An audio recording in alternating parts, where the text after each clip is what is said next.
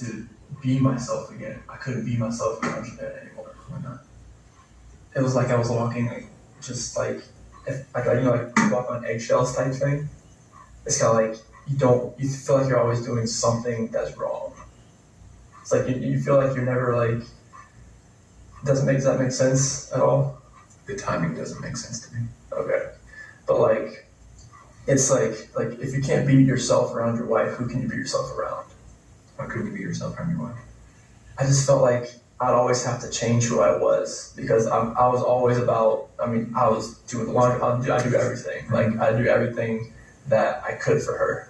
Everything. Mm-hmm. And then like the last 5 weeks, I was just being myself, just doing me. And I just thought to myself, like, one of my buddies, Mark, he lives out in San Diego, it was like one big test that he learned, like he was divorced at one point. And he was like, so if you could picture yourself, like if you could picture your wife and she was with someone else, would you get jealous? He's like, at this point I have to say no.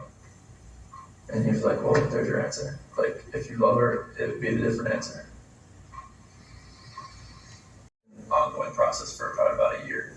Why?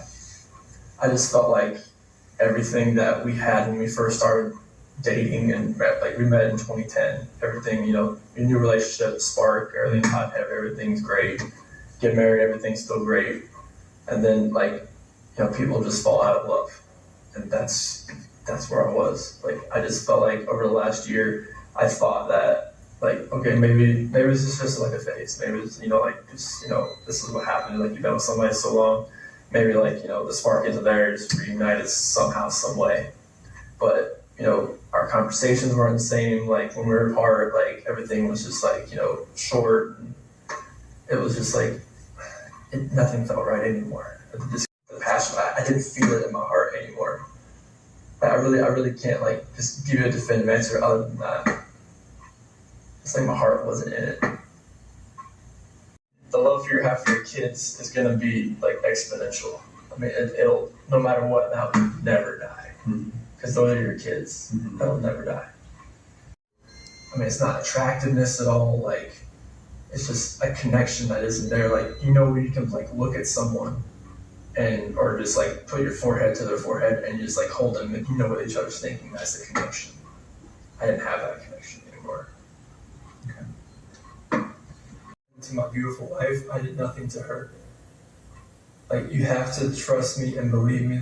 I know you don't know me as a person. You know me for 2.5, 3 hours. And I don't know what your opinion is, but you have to realize that these two beautiful girls right here and my wife, I had nothing to do with the disappearance. They vanished, they were taken, someone has taken them, they're safe somewhere, we don't know. I had nothing to do with this act of evil cruelty, whatever has happened here.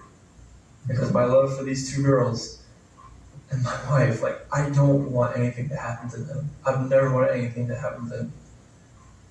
No matter if me and my wife separate or not, or divorce or anything, I never wish harm on anybody, on a human being in general. Okay. Just seeing that picture, I need them, I want them just to run through that front door and just grab me, or just just tackle me, knock me to the floor, bust my head, I don't care. The amount of love I have for my family is exponential, and it's never going to die. And I want them back.